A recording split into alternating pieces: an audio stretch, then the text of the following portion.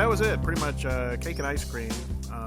And then there was a few little vendors who had bags of chips. Maybe, bottled water got sold out of all the Sorry stores right away. Within hours, all the bottled water got bought up.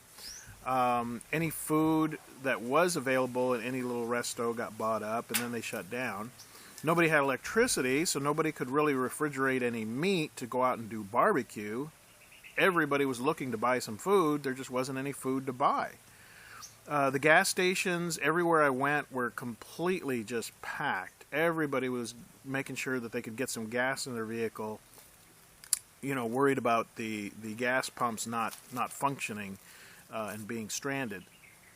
So after I did a bit, again, most of that is on video that I'll post later. After I went around, did some interviewing here in town and different places, I decided to go all the way south to Alona Beach on Panglao, hoping against hope that maybe they were on a different electrical grid, maybe they'd have electricity. I stopped along the way at different places. I got to Alona Beach and no electricity, no water. I did manage to find one place that had propane, and they were able to cook up some pad thai. It was a Thai restaurant. They were cooking up certain dishes. So at least I did get one decent meal that day. I then went to go check up on another friend of mine and their parents and made sure they were okay.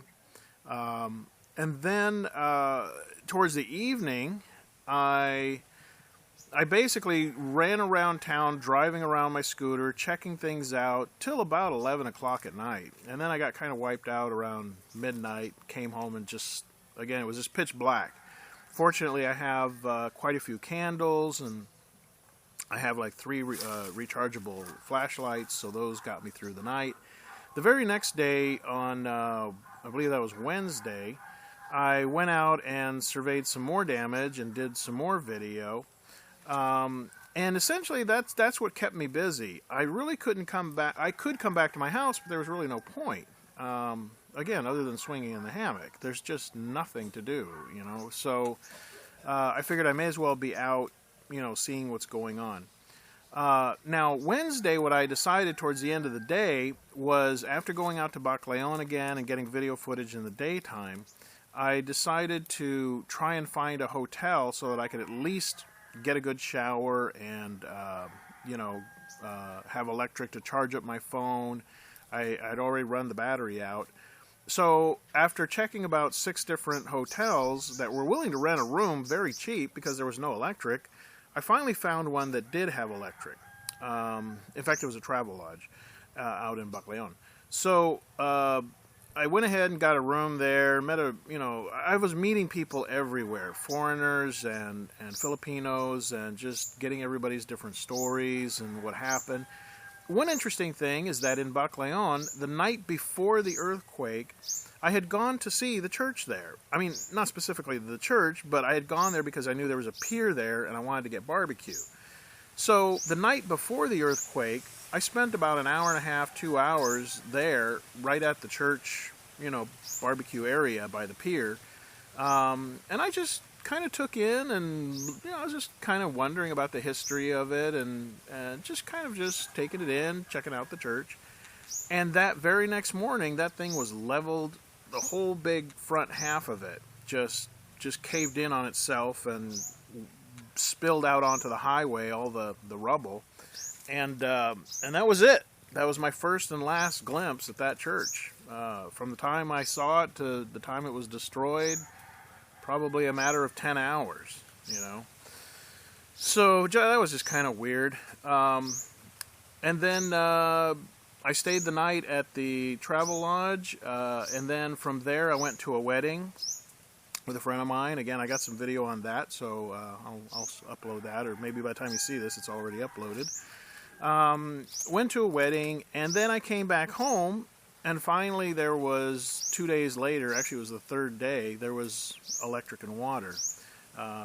So I pretty much was able to start, and I'd already given away my groceries and stuff, the perishable items, because I knew I wasn't going to be here, so there was no point letting all that meat just rot. So, I gave that away to the neighbors. Now, meanwhile, the neighbors here, what they did was they were afraid to sleep in their homes for 2 days. So it was like a drive-in movie out here, except with no movie. There was like just cars everywhere here out in the open field that's used as a basketball court. The cars parked out there, and everybody was, including my neighbors, they were all sleeping in the back of their trucks and pitching up tents or just sleeping in their car. The neighbors from the city came out here, or I mean the relatives. They came out here. They didn't want to be in the city. So they came out here to the province to sleep in their car. Now, I tried for what I could to explain that if you're going to deal with an earthquake, a nipa hut is a pretty nice place to be.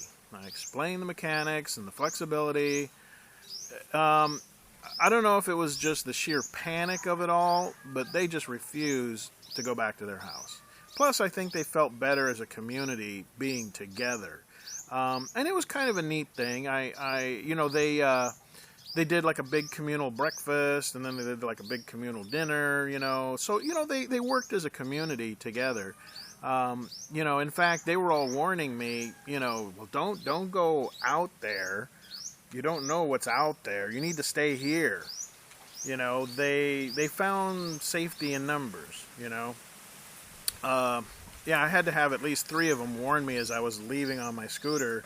Oh, you really shouldn't go out there. I understand their concern, but it's not like, half of the world cracked off and dripped into space. It could be dealt with.